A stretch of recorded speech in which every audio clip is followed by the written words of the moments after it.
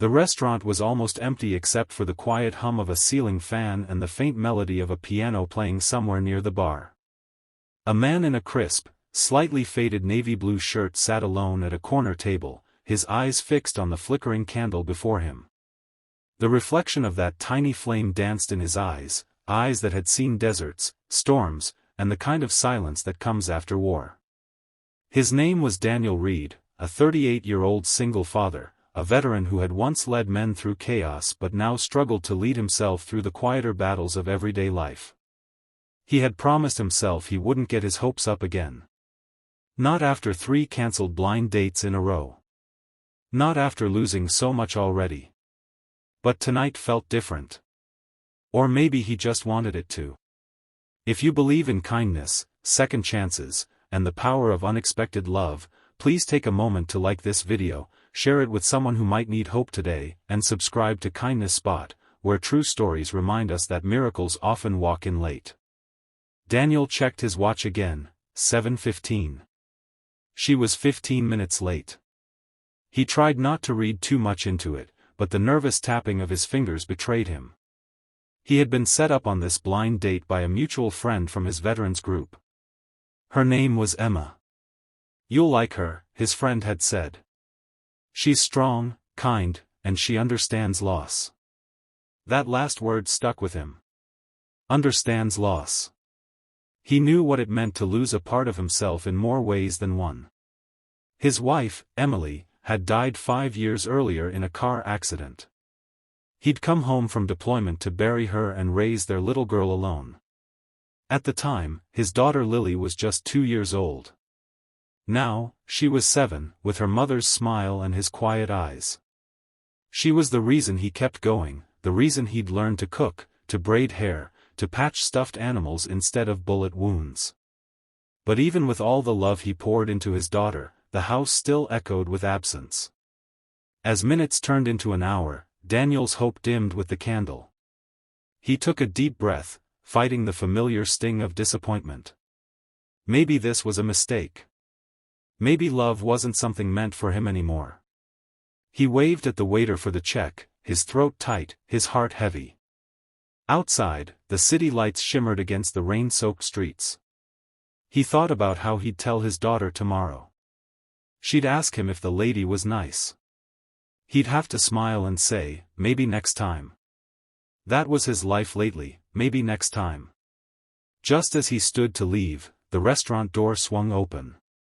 A rush of cold air followed, along with the sound of hurried little footsteps.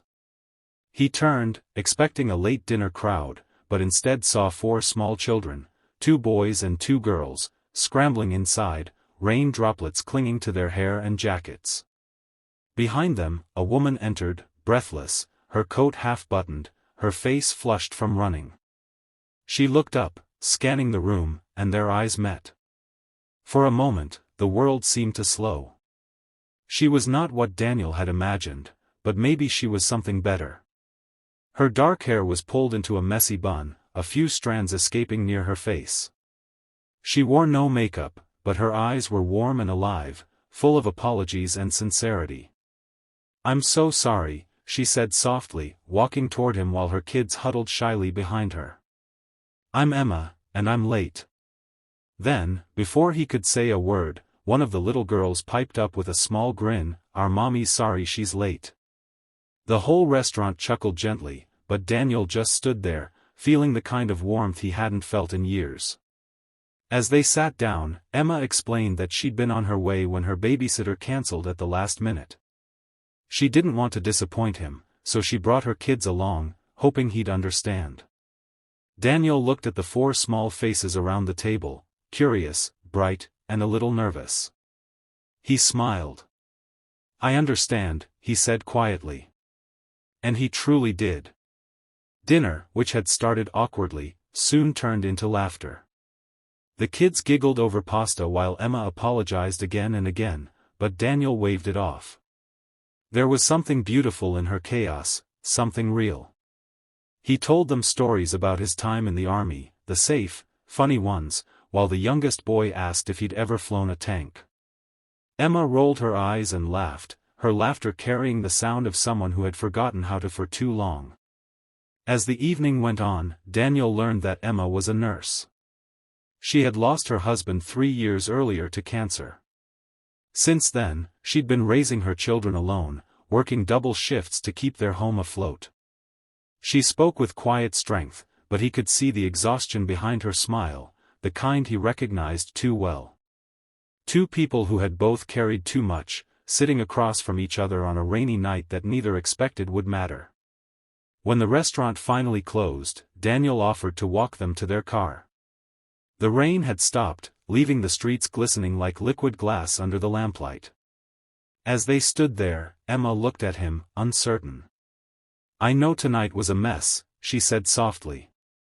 "But thank you, for not walking away." Daniel shook his head. "It wasn't a mess," he replied. "It was exactly what I needed." She smiled, and for the first time in years, he felt something inside him stir, not the aching kind of memory, but the gentle hum of hope. In the days that followed, they began to talk. Slowly at first, text messages, short calls, then weekend visits.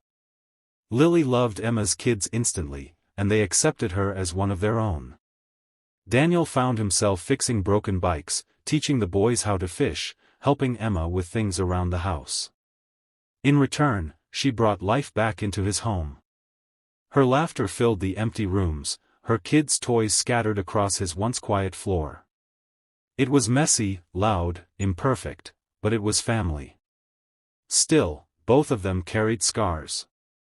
Daniel had nights where memories of war crept back into his dreams. Emma had moments where fear whispered that happiness never lasted.